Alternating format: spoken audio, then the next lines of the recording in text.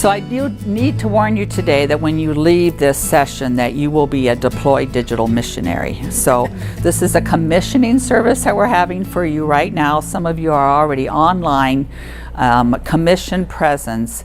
And so in some ways we want to say, a blessing for the presence that you already have. It's kind of like the sermon that we heard this morning about opening up our pantry.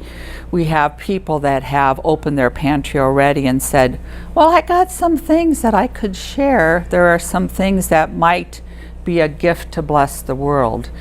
And that's one of the main frameworks that I talk about our digital presence is a blessing to the people we know in our family. And it's a blessing to the people that we will never meet, because God can use our engagement in ways that we can't even imagine, in more than we can imagine. So we're going to talk about making the connections that His story might be told. I love this picture. My daughter did this. This is a bridge in one of their travels, and used an app, InstaQuote, put a Bible verse on it, load it up on Facebook, it gets shared.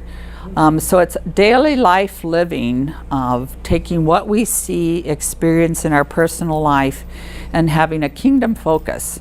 So there's all sorts of apps. Versely is one that I use. I take my everyday photos of life, use a simple Versely app, upload it to Facebook or a Pinterest page, and I have created gospel content for the world. Simple, easy ways to do that. So we'll talk more about that. So why social media? You're hearing this all in our time together in the past couple days. The Southeastern District is big. How do we connect people? How do we make this something that is more intimate gathering of people? The thing that I think appeals to Lutheran Church people is it's free. Unless you're doing, boosts on Facebook and things like that. This is made for most Lutheran congregations because unless you're buying some major equipment for recording, doing some different things on sound, you have an already equipped congregation because they have iPhones. And because they are carrying those around, they are part of the deployed digital missionary world. How do we give them a common focus for telling the story about what God's doing? We can all be cheerleaders. You may not have been a cheerleader in high school, but you can be now online.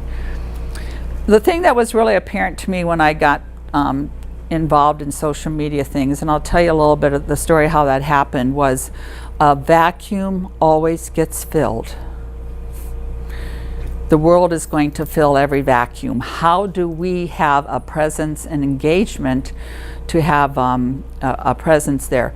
When I got started on something in the very beginning in the social media world, I gave the image to people. It is like a whole group of people at the edge of a waterbed. Now, some of you have never probably ever seen a waterbed, but back in the day, if you pushed on the edge of the waterbed, what happened? It kind of created this ripple. Yeah. So I imagine social media is, all of your friends that you're connected to on one massive waterbed, and you're all going to make a push together on the internet with a kingdom focus, and you're going to do that together.